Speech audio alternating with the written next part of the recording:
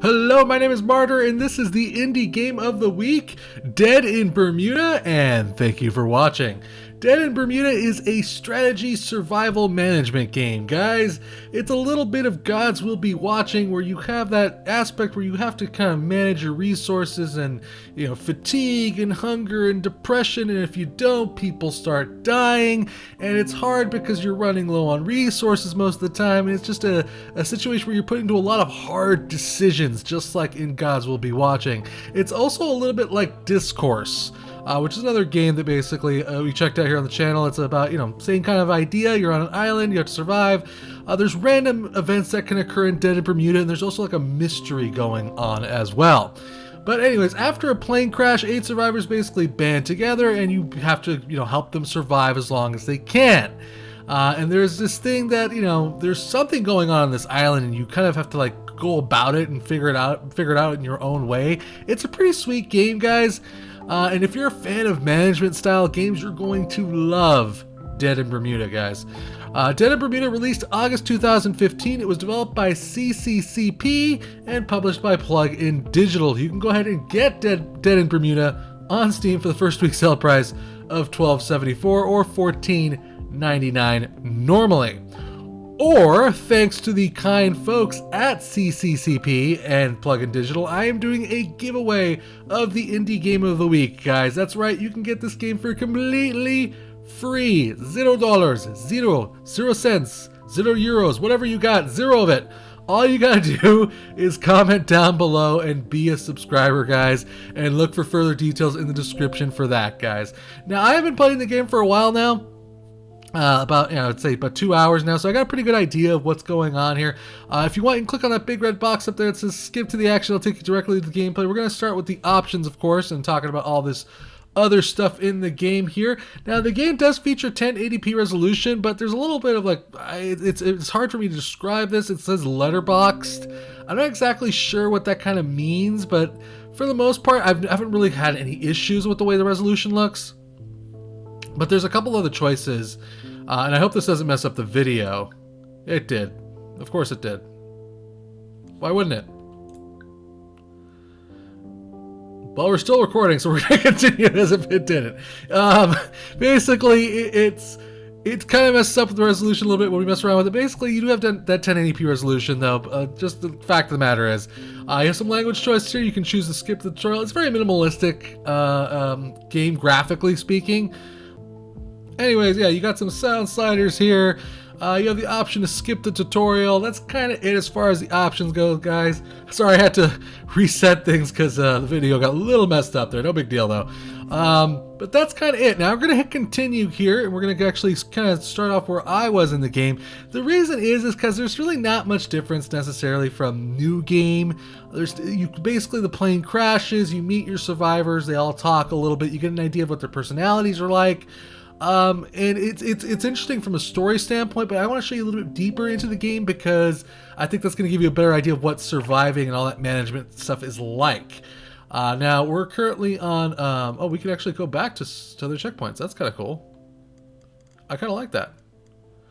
We're going to go to day 7, 8 survivors, find a gift for the stranger. That's my current quest. Now, yes, there is quests in this game. Like I said, there is a little bit of almost like a choose your own adventure style thing going on here. So when you basically start off with your camp, you kind of start off with absolutely nothing. You start off with basically, I think, the research books, the workshop, and then the ability to scavenge this plane. But as you basically start crafting more and more things, you start adding aspects to your camp, like gathering tools, harvesting tools, and things of that nature. Your camp kind of expands, like the sleeping area I built, the fireplace I built. You have to kind of craft everything to help you survive. And you do that by, using resources, gathering tools, all that good kind of stuff. So let's talk about the UI here. On the top left, we have the day, which as you can see, I'm on day 7. It is PM, which you actually have, I think, 2 actions per day. Basically, there's 2 day actions and then 1 night action. And night action's always basically eating, everyone talking. There's usually some sort of conversation or event. And that's kind of how that works there. Below that is the quest that we're currently on. We have found this weird blue lady. I'm just going to take you straight to the map here. Oops, wrong area. Okay. Is she gone? Did I mess up? Did I? Let's go back. And then let's go here. Where the hell is she? Did she go? She's gone. Ooh. Okay, that's a little weird. Oh, no, there she is. I'm sorry. There's the mysterious blue lady. Why is she naked? Why is she carrying a skull? Why is she sitting on a giant clamshell or seashell, I should say, not a clamshell? I have absolutely no idea. But she basically gave me a quest to find these lovers and then bring me the item of their descent. That is the quest. There's a little bit of a weird ass story going on here. I'm not really sure what's going on here. But it's an important thing to do because I think that's how you kind of win the game, is by accomplishing these goals. I could be wrong about that though. But that's basically on the top right up here. We have our kind of like our screen to view the overview, view all of our survivors, see how they're doing.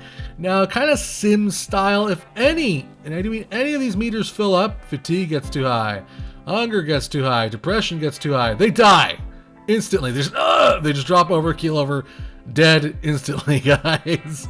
So you need to keep a balance. You need to keep these meters down. As you can see here, Alice, Bob, and Julia are very tired. That's why I have Alice, Bob, and Julia all in the sleeping area, because they're just they're wrecked. They've had a long ass, well, night, I guess. I don't know. I don't remember what I had them do. And so they need to be resting right now.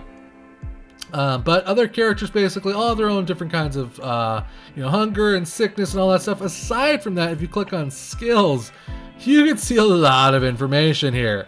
Now, you can, of course, go into each individual character if you don't want to view all this. We'll talk more about this in a second here, but basically, there's, wrong screen. There is the skills overview, and this is a very important thing because each survivor brings something different to the table.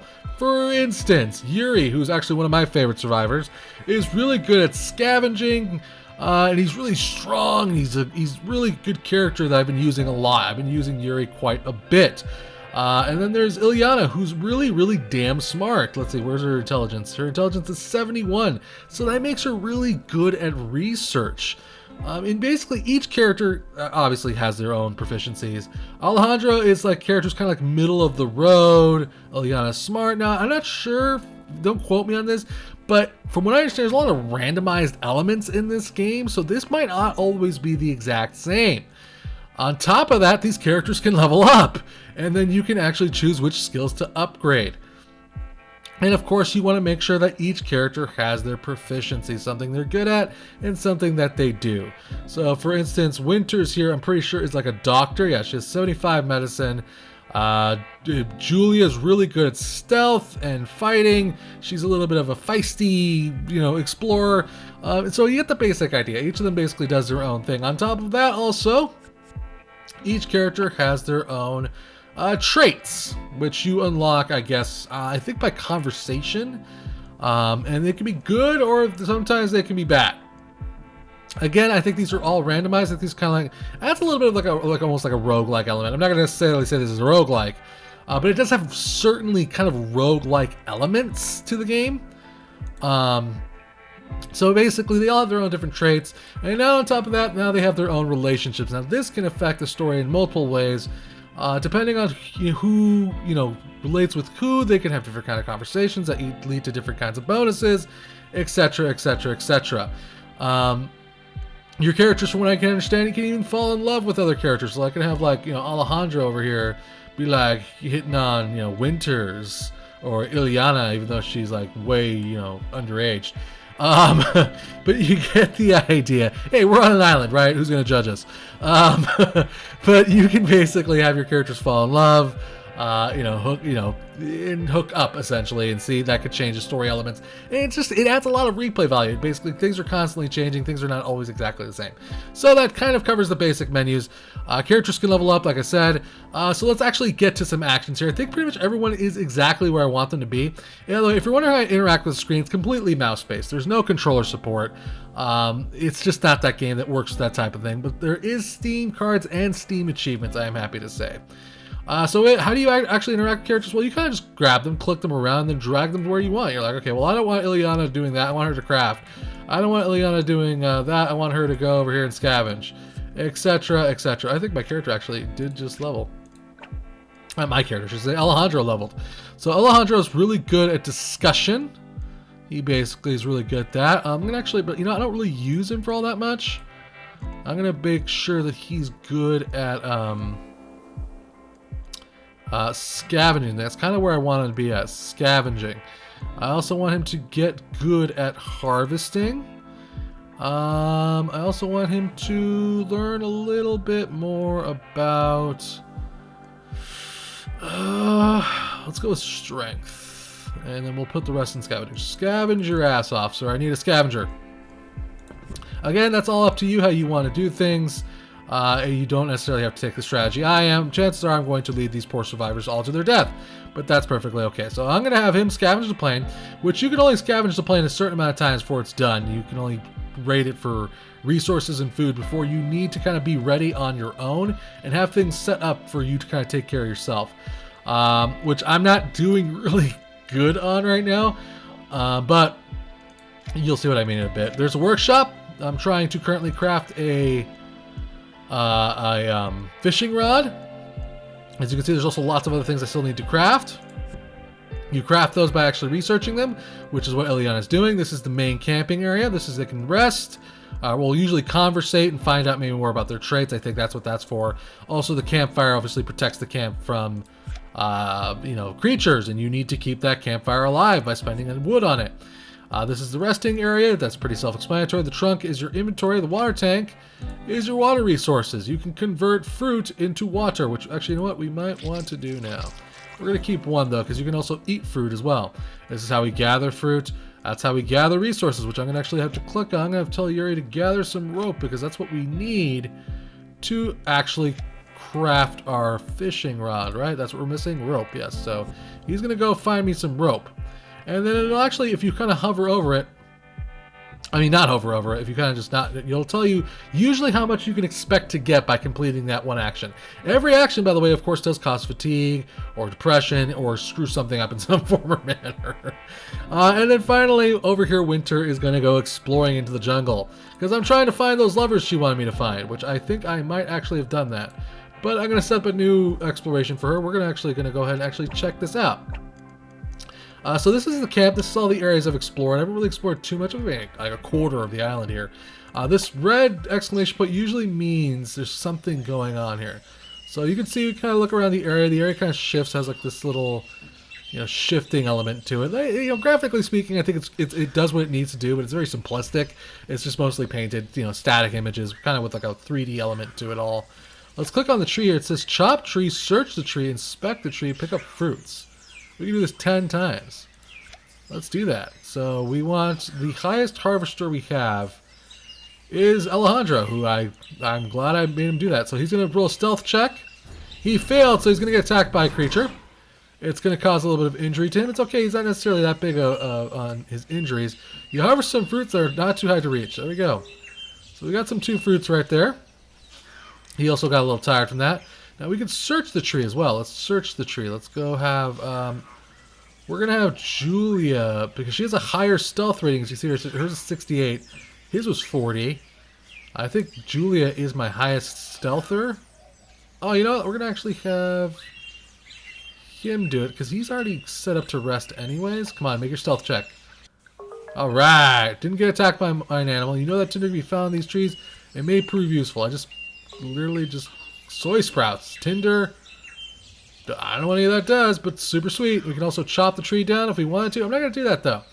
I think there's certain actions that almost kind of maybe affect the story in a weird way. You can see that's kind of like red. I'm not really sure what that means. But we can come back here for resources and collect more fruit later on. There's other areas I think we can do that in. Like we could search her, and, I think that might be rude, but I'm not going to do that to her. We got some, I don't know what that word is. We could hunt the little monkeys or play with the little monkeys. I'm not going to do either of those. That's kind of mean. I like monkeys. There's Crazy Old Man. Again, I don't know why they're all blue, but that's just the way things are. So let's actually hit next. Let's actually complete some of these actions. Let's actually move time forward here. He found some drugs, some barely edible food, a coffee cup. He got some fatigue, he got some depression, because, you know, searching a plane that's been, you know, full of dead people. That happens. She's fatigued now. These people are going to decrease in their fatigue. And they all, like, talked a little bit, got a little bit closer, because they're all snuggly. I don't know. I'm talking out my ass. They could just all hate each other. Yuri over here got some rope. Nice! He got the maximum amount. That's why I love Yuri, man. Plus, he has some banging style. We discovered a new area, which, again, we can explore tomorrow. And winter leveled up. Super sweet. And that is the second day task. So now it's going to go to night, and we're going to have a conversation. It's been a week since, you know. Yeah. Between you and me, if you had asked me whether we would survive 1 week after the day we crashed, I'm not sure what I would have answered.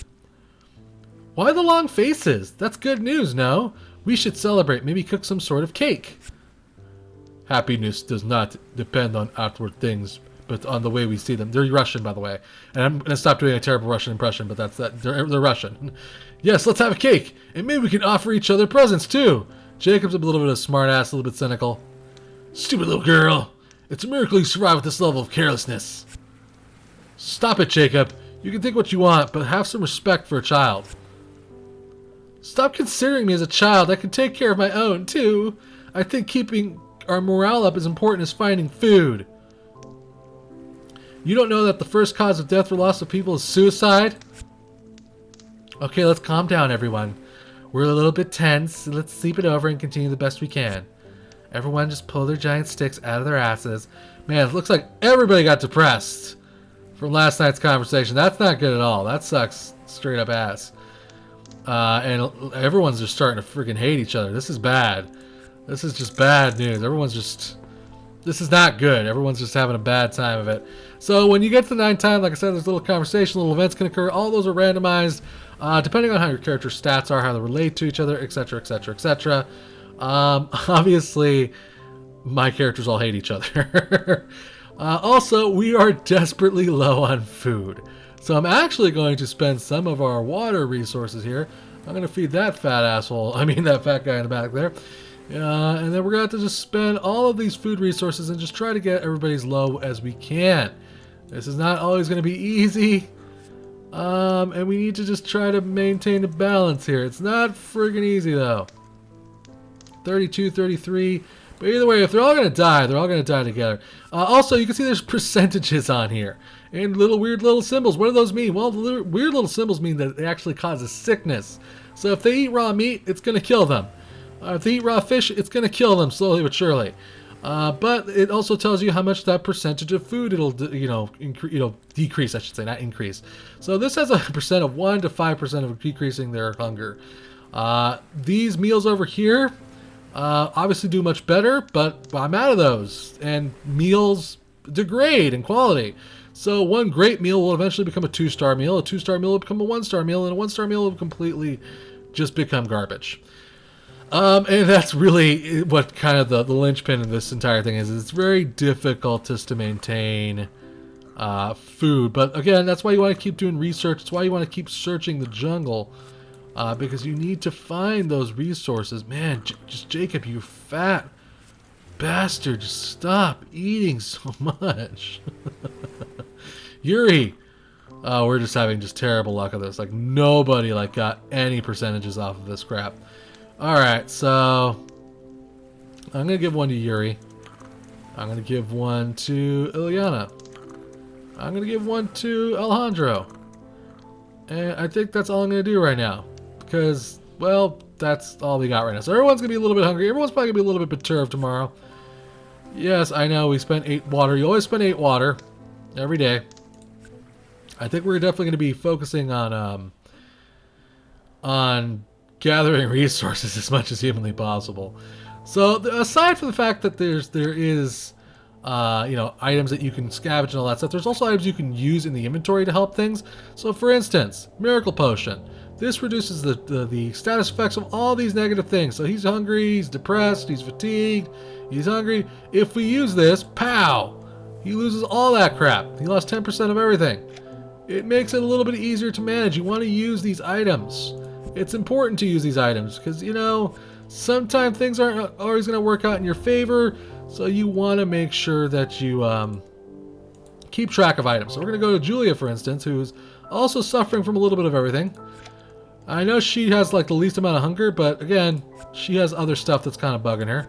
And now she's in a pretty good state now. Let's see who else can use a miracle potion.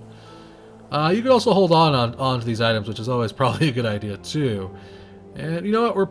That's probably what we're gonna do. So now that these guys are all rested, I'm gonna reassign them back to tasks. Bob, you're gonna craft the freaking fishing rod.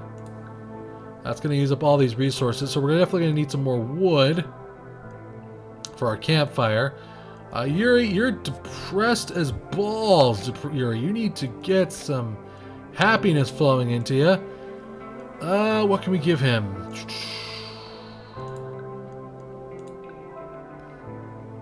Oh, we got soy sprouts. We might want to do that. Really isn't much we can give him. We can give him some of this. That'll decrease his happiness. You know what? Why don't you drink? I hope this works. We have one empty bottle. His hunger decreased. And his depression decreased. And now he's drunk. Is he permanently drunk? Or is everybody drunk? We drank one bottle, for God's sakes. That was annoying. Alright. Let's go explore that new area we found, by the way. Oh. It's a bow and arrow. A swan and owl. Come closer. Let's have her do it. The steam strikes you out of context. You're seeing two birds fighting like that for a bone. I'm going to take the bone because that's what we want to obviously accomplish here. Oh, is it bone or bow? No, it's for a bone. You've never seen those species in this jungle either, and they are fighting with such rage. The ground is covered with blood-stained feathers. You feel the same eerie aura that you felt around the strange blue humanoids you saw earlier. Try and sneak in and get the bow. Think about it for a while. Try to hunt the two beasts. No, I don't want to hunt the beasts. I guess we can try to sneak in and get the bow? It's so easy to sneak and approach magically alert the two frenzied birds who team up against you every time. She got hurt. Crap. Let's get closer. Let's try... Who's the smartest person we got? Smartest person we got, I think it's Jacob. Yeah, let's have Jacob go in there. Let's have him think about it for a while. 87% odds. You can do this. Nice job. You stare at the scene for a while and start thinking about the recent events. You were asked to find a gift for love, and there is the story of a prophecy. Maybe the fact that this scene seems out of place is a link between the blue people and something in the scene. You wonder for a while, and the only thing you can think between them here and love could be the Cupid arrows. It may be worth to bring the bow to the woman. It's far-fetched, but it's best you can have for now. Okay, so we definitely want to get the bow. Okay, so this time we're going to again have Julia try again, even though she screwed up last time. Get the damn bow, 83% odds. What the shit, man? Julia, you are pissing me off, girl. You have the highest skill, 83% odds. What is your problem? Get the damn bow. Oh my god. Okay, somebody else get the bow. Julia's retarded. Who has the second? Jacob. Please, for the love of God, get the bow. What the hell? He was gonna hunt... Oh. You managed to get real close to the two birds hiding in some bushes. Okay, so we got that, right? Did we get it? Throw the beast and then take the bow. With a clever use of rotten food as bait, you managed to lure the two frenzied birds away. You pick up the bow, but a bit disappointed to see that it's more of a toy than a weapon. You also take the bow they were fighting over as a trophy. Okay, so Julia got really, really hurt during all that. I think we have some items that we can use to fix her. Yeah, we got some painkillers. We'll use those on her. That'll take care of her, even though she's screwed up on my... She's a screw up. And then we'll go back to the mysterious woman. We'll go back to the mysterious woman. And we will present to her the item. We're going to have Alice talk to her, because Alice is the best talker here. I don't know which one she wants. I'm going to guess she wants the bone. You don't know why, but you hand over the leg bone you found with the owl and the swan. You feel a bit ashamed of such a curious present. But to your big surprise, she bursts with joy. Ah, exactly what I wanted, a sign of love. The eternal fight between passion and reason. I am very pleased, Alice. Ask your questions, I'll answer the best I can. Who are you? Do you know where we are? I have been called by many names in the past, but you can call me Love. I like it. It brings hope. And for the question of where, it's kind of odd you asking that, isn't it? Where we are. We are where we are. We are here now, and that's all that matters. It's like names. Where changes because of time and people. I don't bother with that. I just know that I was always somewhere here, so it must be home. Okay. Do you know something about prophecy? You know, but let's just ask about the prophecy. A prophecy. The word has a familiar yet distant vibe. Oh, I know. You should ask Johnny. He was a good friend of mine. Very wise in words. His house is in the northwest jungle, not far from here. You can't miss it.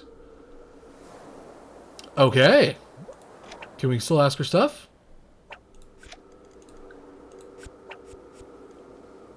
Love, that's because she wants to be called, gives you a gentle smile, she seems to like you. That's all we get? One question? Really? That's all we got? Crap. Okay. So, reassigning people back to tasks. I know you're tired, but we need to harvest, so you need to shut up and do your job. You need to go exploring. You need to level. A lot of skill points for her. Let's have you become good at... I want to say scavenging? I already have several scavengers. Let's give her some medicine. Let's give her some intelligence. And let's give her... Yeah, scavenging. Alright. But I think you're actually okay. Your fatigue's okay. Your fatigue's not great. Your depression is way too high. You know, hey, man, come here. You're going to go over here. You're going to sit down. And then my good friend, Alice is going to go talk to you. Hopefully you and Alice can get together, have a good time. That'll lower your depression. I need somebody on scavenging wood because the fire is going to die if we don't keep that up. So we're going to do that. And then we're going to focus on wood. And I think that's everything. There we go. He's going to spend all the resources we needed to make the fishing line. And I think that gives you kind of a basic idea of what to expect from this game, guys. Oh, crap. You know, I don't think I explored, though. Oh, so close to getting the research thing done. They're going to chit-chat. His depression's going to lower. Her depression's gone. His fatigue lowered. Her fatigue lowered. They became a little bit better friends, I guess. Psychopath over here found some fruit. He's really tired. I got some wood. Wood. And I forgot to set an exploration. Oh, no, okay, I did. Good, good, good. Now we can see what's in that new area. They don't like each other. They argued on their trip together.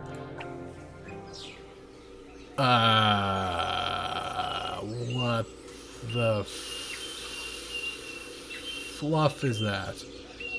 Okay, well, that's where I'm going to end the video. I think this just gives you an idea of how weird this game is. Inspect. Some poor dude is hanging for... I don't think he's dead. Guy is dressed in a strange outfit covering all his skin in such a way you don't even know if there's still a body inside. Let's just search the body. I'm kind of curious. Can you search it? Can you search it without being attacked viciously? You know what? You can deserve whatever happens to you. Julia, you suck. As you cut through, the body hits the ground, revealing a swarm of... Oh, God! You can't avoid swallowing many of the worms, making you puke all you have. You struggled for a long while, even after you rid of all of them. Oh, that sucked. Oh, God. Okay. Whoops. Okay, so that kind of covers everything about the game. This is a weird game, guys, but it has a lot of neat things about it. I think it has a lot of replay value. I think there's a lot of randomized elements to it that give it a lot of replay, the conversations, the relationships that can form. It's a pretty cool game. I think it's definitely worth the attention. I like the graphics. The management of like kind of moving characters about can get a little tedious, especially when you start getting multiple circles and multiple things up, but it's not that big a deal. I think there could be a little bit quicker ways to do things. Maybe just like, I don't know, maybe do it from the menu. I don't know. But you get the basic idea. It's the only thing that's kind of tedious about the game. But otherwise, I think it's a pretty cool game. I'm really curious about the story of this island. I'm kind of curious to see where it's going. Musically, sound-wise, I think it does what it needs to as well. And in all, it's a pretty fun game, guys. So, you know, go ahead, check it out. Of course, comment down below for the giveaway, guys. You can win this game for completely free and see if you can figure out why there's blue people and upside down hanged jesters. I think this is going to end up like a lost scenario. They're in purgatory or something. I have a feeling they're all dead. I think that's what's going on. They're all dead or something. I don't know. It's for you guys to figure out. So I want to say big thanks to the developer and publisher for making this cool game and for a chance to check out this game. Thank you for watching. Remember to subscribe and share. I'll keep bringing you awesome indie games, guys. If you really enjoyed this video, maybe consider hitting up my Patreon page. If you're feeling generous of heart, all tips go to improving the channel or future giveaways. Till next time, guys, play more indie games.